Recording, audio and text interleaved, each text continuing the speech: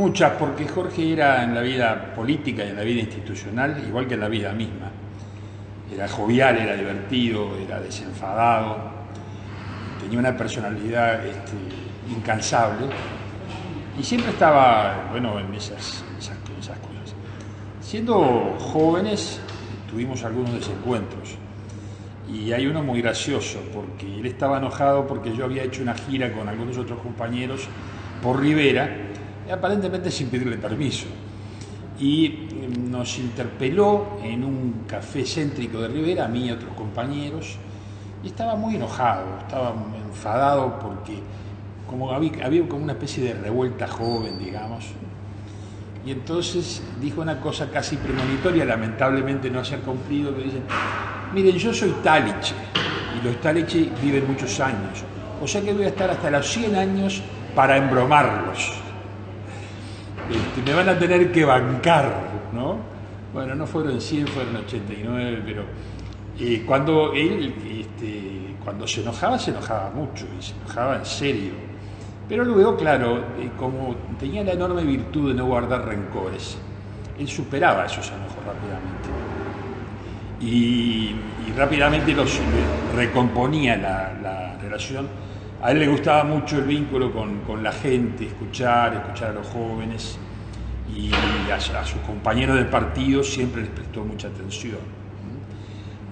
Conmigo tuvo un vínculo, yo diría, muy afectuoso, que venía de antes, obviamente, de ser presidente, casi un vínculo casi familiar, y tuve la oportunidad en la presidencia de decirle que no algunas veces y ganarle la discusión, lo que no era sencillo. ¿Y ahí qué pasaba cuando usted le decía que no? Bueno, si esa oportunidad era una oportunidad privada, personal, hombre a hombre, mano a mano, él normalmente aceptaba las razones del otro. En una discusión en público era muy difícil, ¿no? En las discusiones en los consejos de ministros o en las reuniones con expertos de algún área, normalmente no son las circunstancias adecuadas para discutir con el presidente, aunque yo fuera el vicepresidente. Pero en el mano a mano, él cedía mucho y contemplaba mucho la posición del otro y aceptaba las razones del otro. Y muchas veces él me convencía a mí. Bueno, por algo era el presidente, por algo era el líder y por algo era el hombre talentoso, impetuoso, con esa cabeza fenomenal que todo el mundo reconoce que era. Pero siempre fue dentro de la cordialidad y de la carcajada. Él tenía una sonrisa fácil y una carcajada, le salía una carcajada como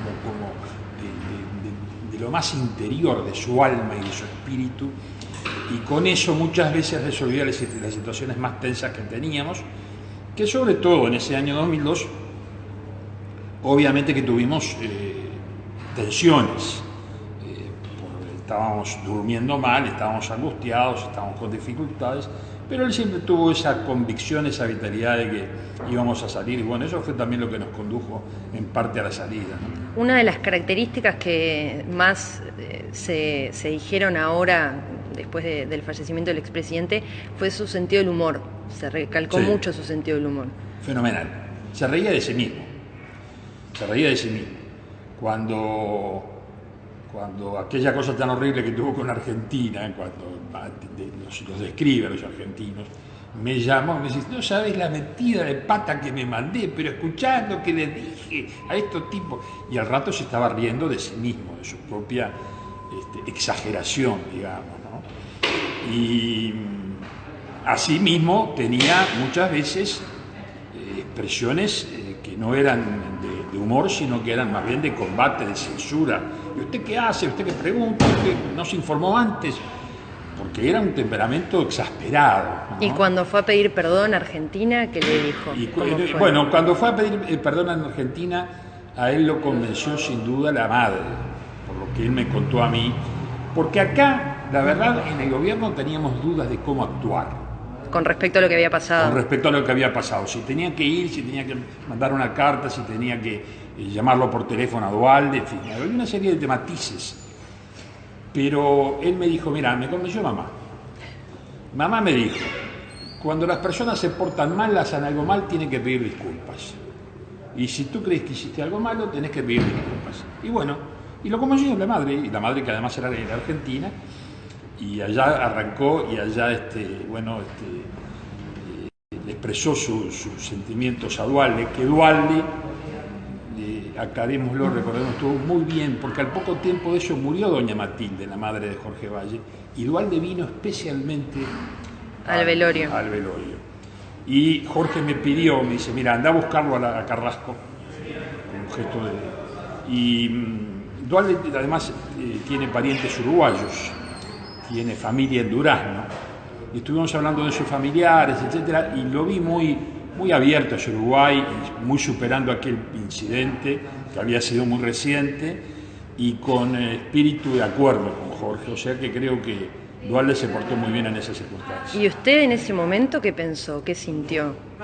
Cuando yo estaba vio... en la retranca, en que no era necesario pedirle una disculpa así, oficial, porque entendía que Jorge me argumentó y dice, pero se nos rompe el Mercosur, se nos rompen las relaciones. Digo, no, se van a recomponer por otra vía. No estaba seguro de que fuera necesario que Jorge pidiera disculpas de inmediato. Yo quería poner algunas horas para bajar la pelota, para pensar un poco mejor la estrategia, para ver cómo nos iba a ir al día siguiente. Pero Jorge era impulsivo. Él no podía contener su propio impulso y su propia resolución, ¿no?